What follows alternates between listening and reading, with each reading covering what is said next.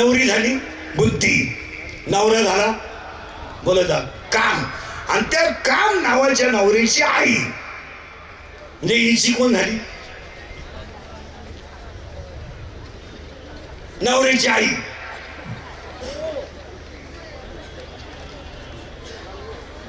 अरे नवऱ्याची आई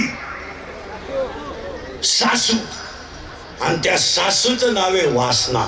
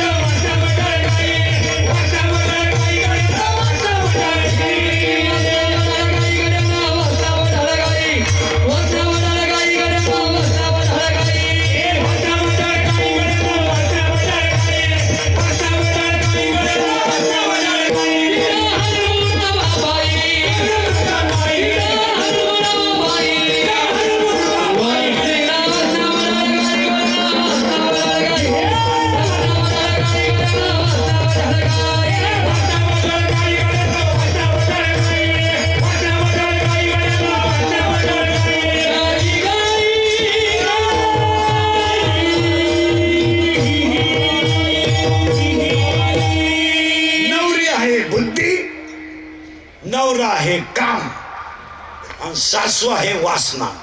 आणि आज सगळ्याची वासना फिरली. काय नाही, काही नाही. हे तुम्हाला जी बसतात ना, ही फक्त दिसतात तुम्हाला. माणसं संपली, माणसं नाही राहिली. आता एखाद्याला म्हणलं तुला कीर्तन संपल्यावर 10 लाख देतो, इंद्रिकर भोकस, मग शिंदो. इंद्रिकर काय एका झापडीच्या गाडी नाही, काय नाही. पण त्याला एवढी अक्कल नाही का हे खर्चायचे का? हसण्यावारी गोष्टी देऊ नका. ज्या दिवशी वासना बाळगली त्या दिवशी छत्रपतीच्या महाराष्ट्रात वृद्धाश्रमाची निर्मिती झाली. मुळात वृद्धाश्रम हा आपल्याकडे प्रगतीचा भाग नाहीये, हा आपल्याला लागलेला डाग आहे. लाल लाईट लागते, बंद करायला सांगितलं लाल लाईट. आणि वृद्धाश्रमात अजून शेतकऱ्याचा बाप नाही.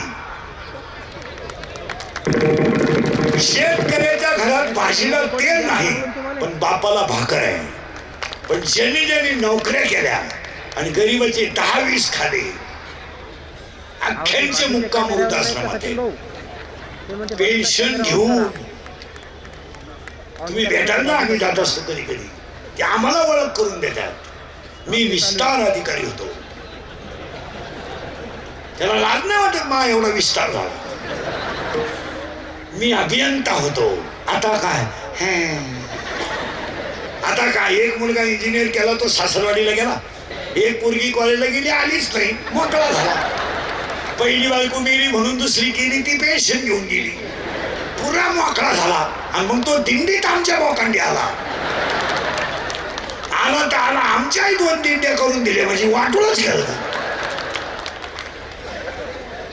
आपल्या महाराष्ट्राला वृद्धाश्रम नकोच. तुमचं काय मत आहे? पण बोलेल कोण या जगात? या जगात या जगात नियम आहे. जो खरा बोलेल तो सकाळी नसेल. तुम्ही खरा बोला, तुमचा बांबच उपटला समजा. 30 वर्ष लोकांच्या शिव्या खात आलो, थोड्या करता कशाला बंद करायच्या म्हणून लावून धरल्या.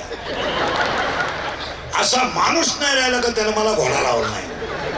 आणि माझ्या आयुष्यात माझा एकच गुण आहे, मी फक्त खरं बोलतो. इथं खरं बोलायचं नाही, बोलला गेम.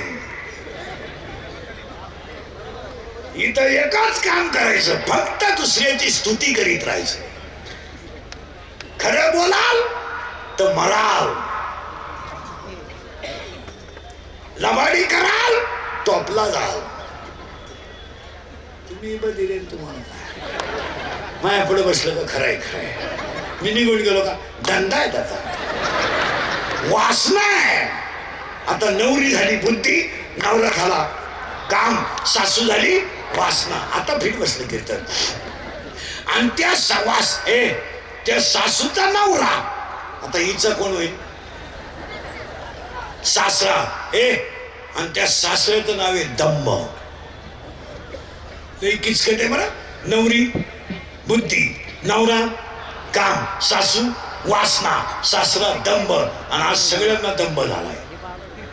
मी नसलो तो कोण वाजवी, मी नसलो तो चाल कोण म्हणेल. मी महाराज आहे, तू चक्रम आहे. तुला कोण सांगितलं तू महाराज आहे? तू पांडुरंगाचा निरोप पोहोचवणारा घडी आहे. आणि आमदार साहेब आहेत, कार्यक्रमाला राजकारणी लोकांनी डायगा. दंभ इतका झाला, 40% शाळेतले पोरं मोबाईल मधली रमी खेळून भिकारी झाले. एक माणूस शाळेकडे पाहत नाही. बोला तुमचं काय मत आहे? हे गावातले पुढारी तर अजिबात शाळेकडे पाहत नाही. कोणत्याही ग्रामपंचायत सदस्यानं मला त्याच्या गावातल्या शाळेचा पट सांगावा. माहीतच नाही. फक्त दोनदा जायचं शांतपणा करायला, 26 जानेवारी 15 ऑगस्ट. आणि 26 जानेवारीला तर असे कपडे घालून जातो जसे काही यानं इंग्रज हुसकून लावलं. हसण्यावारी गोष्टी नेऊ नका. वाटलं तर तुमची माझी पहिली शेवटची गाठ समजा. परत तोंड पाहू नका. पण आज आपल्या मातृपुत्री कृतज्ञता सोहळ्यात आमदार साहेबांच्या उपस्थितीमध्ये काही गोष्टी गावात नाही झाल्या तरी चालतील, पण शाळा मंदिरं झाली पाहिजे. अजून 10 वर्षाने ध्यानात ठेवा, देवळांमध्ये आरती करायला माणसं राहणार नाही. बोला तुमचं काय मत आहे? गणपती मंडळाच्या अध्यक्षाला गणपतीची आरती येत नाही. बोला तुमचं काय मत आहे? आज 10 वर्षाने तुम्ही दिंड्यांचा अभ्यास करा. सगळा रिटायर माल दिंडीत आहे. तुम्ही सप्त्यांचा अभ्यास करा. सगळे कमकुवत लोक जे सप्त्यात आहेत. अजून 10 वर्षाने आरती करेल कोण? जर 40% शाळेतले पोरं मोबाईल मध्येच भिकारी झाले, गावात बोलायचं नाही, शिक्षकांना बोलायचं नाही, कीर्तनकार बोललं तर त्याची बातमी करून त्याचा गेम केल्याशिवाय राहायचं नाही. बोलायचं कोणी? आरती करायची कोणी? वस्तुस्थिती खरी का खोटे? बोला.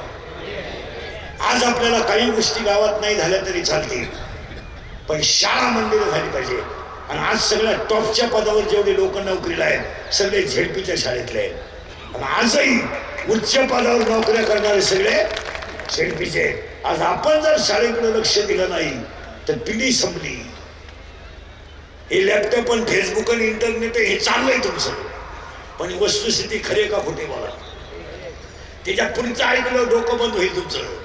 40% शाळेतले पोरं मोबाईल मध्ये गेले आणि 10% लोक शेअर मार्केटनं भिकारी झाल्यात. इथं 2-4 जण आहेत. जमिनी जाती नालायक हो, जमिनी. बोला तुमचं काय मत आहे? आणि जायला सुरुवात झाली. त्याच्या पुढचं ऐकलं डोकं बंद होईल. आज आमदार साहेब आज बापावर कर्ज नाहीये, पोरावर कर्ज आहे. बापावर कर्ज नाहीये, पोरावर कर्ज आहे. ज्याला आयुष्यभर बंड्याला म्हणालं तर पलटी करून घातलं, पण कर्ज केला नाही. पण पोरानं कर्ज केलाय. 3 रंगाचं डुबले नेसली, रात्रीचं कालवण सकाळी गरम केलं, 15 रुपये किलोनं कापूस शेतला. भाकरीवर लोणचं नव्हतं, भाकरीवर कालवण नव्हतं, तिला लोणचं भाकरीला चोळलाय. आज त्या आईवर पोराने कर्ज केलाय. पोराचा मोबाईल हप्त्यावर आहे, पोराची गाडी हप्त्यावर आहे. बापानं मोबाईल शॉपी टाकून दिली, पोरानं गेम खेळायला सुरुवात केली. गेम खेळला 4,000 लावले, 9,000 आले. 9,000 लावले, 41,000 आले. 1,000ची पार्टी दिली, 40 लावले.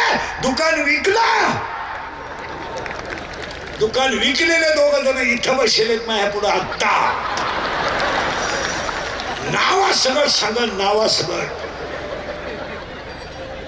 बोला वस्तुस्थिती खरी का खोटे? आणि पोरावर कर्ज झालं.